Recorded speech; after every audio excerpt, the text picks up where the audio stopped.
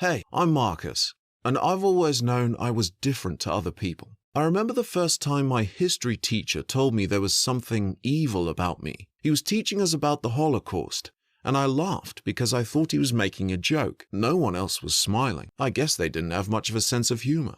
I went to a Catholic school, and it was so boring. I was taking pictures of nude girls and extorting them for money. I got into so much trouble when the teacher found out. It wasn't like I was going to set them off. Well, maybe I was, but it wouldn't have been in school grounds. I figured out pretty early that if I wanted to have fun, I needed someone to take the fall. I got really good at spotting who I could manipulate into doing what I wanted. Like, there was a cabinet full of awards on display in the principal's office.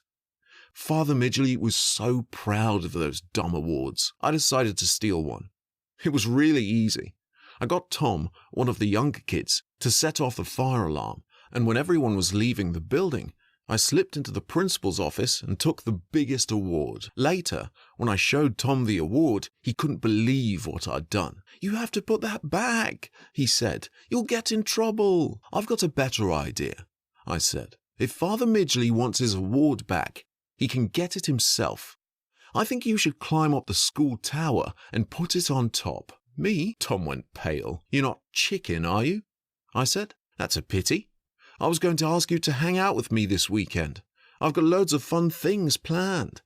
But if you don't want to—" "No, I'll do it," Tom said. I gave him the award, and Tom went to climb the school tower. At first, he did really well.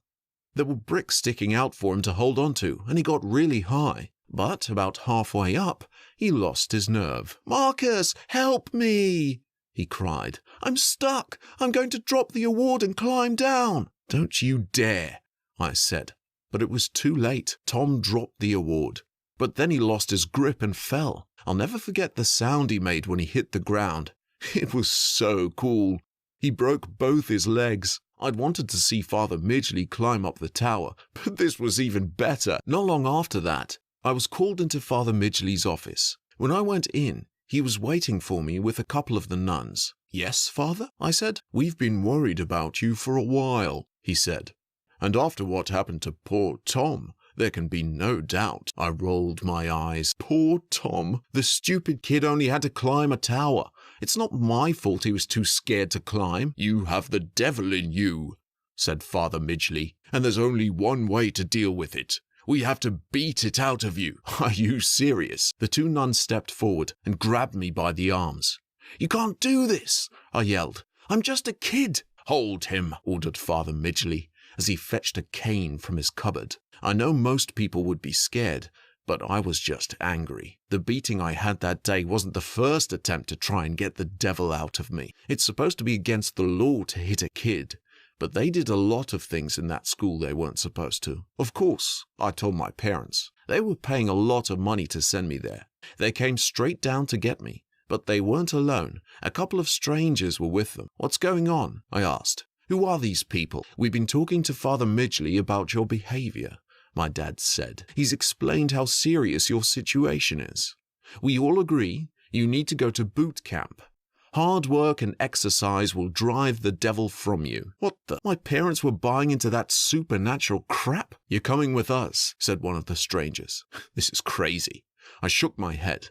My mom wouldn't even look at me. "You've brought this on yourself, son," my dad said. "There's always been something wrong with you. We know about the time you killed the neighbor's cat. We're tired of covering up your mistakes. This boot camp is your last chance to sort yourself out. Instead of getting rid of the devil, they sent me to hell." There was one good thing about boot camp.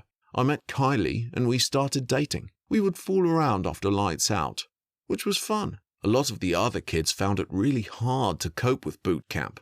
Every night, this girl, Marie, would cry for hours. I got sent to solitary for that. I didn't mind. It was peaceful there, even if sometimes they forgot to feed me. When they let me out, they sent me on an expedition with Kylie and some of the other kids. We were told we would have to forage for food. If we couldn't find anything, we'd starve. You'd think they'd give us some equipment, like a knife, so we could kill a rabbit or something. Nope. All they gave us were some backpacks filled with rocks we had to carry the whole time. It was so stupid. When we were out of sight of the camp, Kylie took me to one side and showed me some candy bars she'd smuggled out. "We'll be all right," she told me. We started kissing, and Kylie said, "I love you." "I know," I said. Kylie pushed me away. "What do you mean, you know? You're supposed to tell me you love me too." "Oh, yeah," I said. "Of course I love you." I lied. I didn't love her. I don't really feel any emotions. I know other people do, but there's always been something missing for me. While we were walking around, trying to find food, one of the other kids kept complaining his stomach hurt. I told him to shut up, but he wouldn't, so I punched him in the stomach. "There," I said. "Now you've got something to whine about." The kid fell over, but he didn't get back up. "What's wrong with you?" gasped Kylie.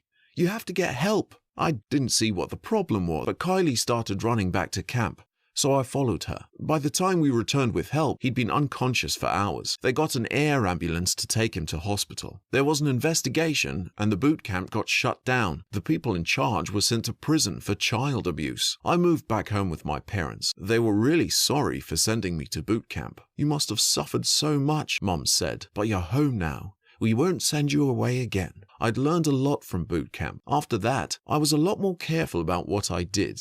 Kylie broke up with me. She said she couldn't be with someone who'd done what I did, but I didn't care. I never had any problem finding a girlfriend. Soon after I started college, I started seeing Mandy. She was so excited because she thought we were in love. It wasn't long before I asked her to move in with me, and she said yes. She had no idea I only asked her because I could save on my rent. I was studying psychology, and one of my professors gave us a quiz, which he said was going to tell us about our personality type. I didn't see the point. It wasn't going to tell me anything I didn't already know. I was wrong. After we finished the quiz, my professor called me into a meeting with him. He told me he didn't want to give me my results in front of the rest of the class. The test was marked out of 40. If you got over 30, you were likely to be a psychopath, and I scored 37. "What does this mean?" I asked. "You're a psychopath. You don't feel any empathy or fear," my professor explained. "You're very manipulative, and you don't care about other people's feelings." "You say that like it's a bad thing," I said. My professor laughed. "Well, it can be," he said, "but lots of successful people are psychopaths. It all depends on the choices you make. I did a lot of research into psychopaths, and it turns out that a lot of us do well in business because we have the kind of ruthlessness it takes to run a top company. I decided I was going to use my powers of manipulation to make a ton of money. I graduated valedictorian and got a job with a finance company. Mandy and I were still together, but I was getting bored. She was sweet, but when you can get someone to do whatever you want, it's no fun after a while. Before I started work, we were on a tour of Africa together. I discovered we were going near the Kittim Caves in Mount Elgon, and I persuaded Mandy it would be a good idea for us to camp out there overnight. "It'll be an adventure we can tell our children," I said. Of course, Mandy got all excited when I mentioned having children. The mountains were really pretty, and we had a great time. I started work not long after we got back to the States. I really loved my job. People liked how ruthless I was there, but one day, when I got home after work, Mandy was waiting for me. She was so mad. "What's wrong?" I asked. "Why didn't you tell us those caves were where that Marburg virus was found?" She yelled. "We could have died, only if we got sick," I said. "I wanted to see if the virus was still there. And you didn't mention the lions and hyenas that live up there," she said. "We could have been eaten alive. Were you trying to kill us?" I knew I'd be okay. I shrugged. I've never seen someone as angry as Mandy when I said that. "You don't care about anyone but yourself," she screamed.